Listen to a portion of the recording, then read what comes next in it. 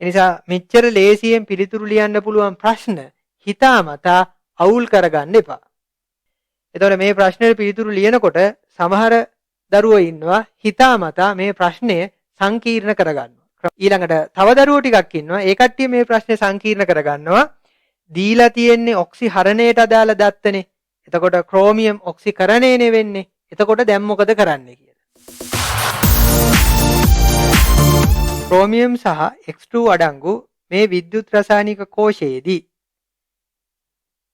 එතකොට මේ විද්‍යුත් රසායනික කෝෂයේ ඇනෝඩය ක්‍රෝමියම් ඉලෙක්ට්‍රෝඩය කැතෝඩය X2 අඩංගු ඉලෙක්ට්‍රෝඩය. එතකොට ඇනෝඩයේදී සිද්ධ වෙන්නේ ක්‍රෝමියම් 3 ධනායන බවට ඔක්සිකරණය වීම. කැතෝඩයේදී වෙන්නේ X2 X ඍණායන බවට ඔක්සිහරණය වීම.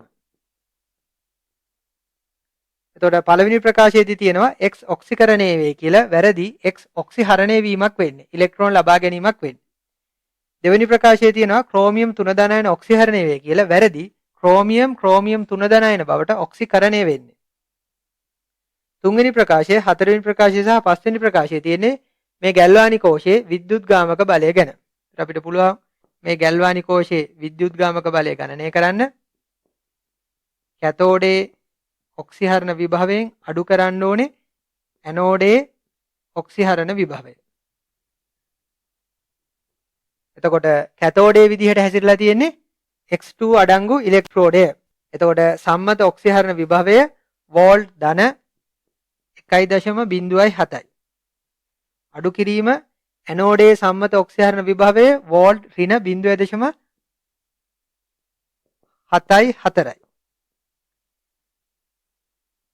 ඍණ ගුණ කිරීම ඍණ ධන. ඒකට පිළිතුරේ ඒකකය වෝල්ට්. 7යි 4යි 11යි එකක් ඉතිරි 7යි 1යි 8යි. දශම තිත 1.1යි. එතකොට මේ ගැල්වානි කෝෂයේ විද්‍යුත් ගාමක බලය ධන වෝල්ට් 1.81යි. එතකොට අපි ලියනවා මේ ගැල්වානි කෝෂයේ විද්‍යුත් ගාමක බලය වෝල්ට් 1.81 කියලා. එතකොට හතරවෙනි ප්‍රකාශය සත්‍යයි. එතකොට මේ ප්‍රශ්නේ නිවැරදි පිළිතුරු දෙක ලකුණු කරන්න ඕනේ අංක 4. එතකොට මේ ප්‍රශ්නෙට පිළිතුරු ලියනකොට සමහර දරුවෝ ඉන්නවා හිතාමතා මේ ප්‍රශ්නය සංකීර්ණ කරගන්නවා. ක්‍රම දෙකකට. ගෙදර ඉඳන්ම කෙමිස්ට්‍රි තියරි ස්මාර්ට් විදිහට ඉගෙන ගනිමු. සෑම පාඩමකටම මාස්ටර් ක්ලාස් එකක්. amilaguru.com වෙබ්සයිට් එකට එන්න. වැඩි විස්තර සඳහා 0814 503 979 අමතන්න.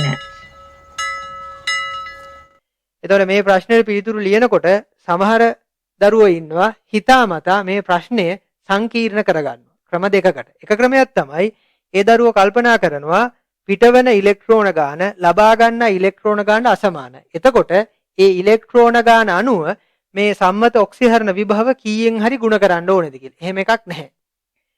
අදාළ ඉලෙක්ට්‍රෝඩ වල ඉලෙක්ට්‍රෝඩ විභව නැත්නම් ඔක්සිහරණ විභව මත තමයි තීරණය වෙන්නේ ගැල්වානි කෝෂයේ විද්‍යුත් ගාමක බලය. එහෙම නැතුව එක් ප්‍රතික්‍රියාවේදී පිට කරන හෝ ලබා ගන්න හෝ ඉලෙක්ට්‍රෝන ගණන විද්‍යුත් ගාමක බලයට බලපාන්නේ නැහැ. ඊළඟට තව දරුවෝ ටිකක් ඉන්නවා ඒ කට්ටිය මේ ප්‍රශ්නේ සංකීර්ණ කරගන්නවා. දීලා තියෙන්නේ ඔක්සිහරණයට අදාළ දත්තනේ. එතකොට ක්‍රෝමියම් ඔක්සිකරණයනේ වෙන්නේ. එතකොට දැන් මොකද කරන්නේ කියලා. ඒ විදිහට ඔළුව අවුල් කරගන්න ඕනේ නැහැ. ඔක්සිහරණ විභව තමයි ආදේශ කළ යුත්තේ. එතකොට නිවැරදි පිළිතුර ලැබෙනවා. එතකොට ඇනෝඩයේදී ඔක්සිකරණය වන නිසා තමයි මේ ඍණ එකෙන් ගුණ කරන්නේ නැත්නම් අඩු කිරීම කරන්නේ. එතකොට ඒ අඩු කිරීම කරලා තියෙන්නේ ඇනෝඩේ ඔක්සිකරණය වීම නිරූපණය කිරීමට. ඒතර ආය අපි ඒ ගැන කරදර විය යුතු නැහැ. ඒ නිසා මෙච්චර ලේසියෙන් පිළිතුරු ලියන්න පුළුවන් ප්‍රශ්න හිතාමතා අවුල් කරගන්න එපා.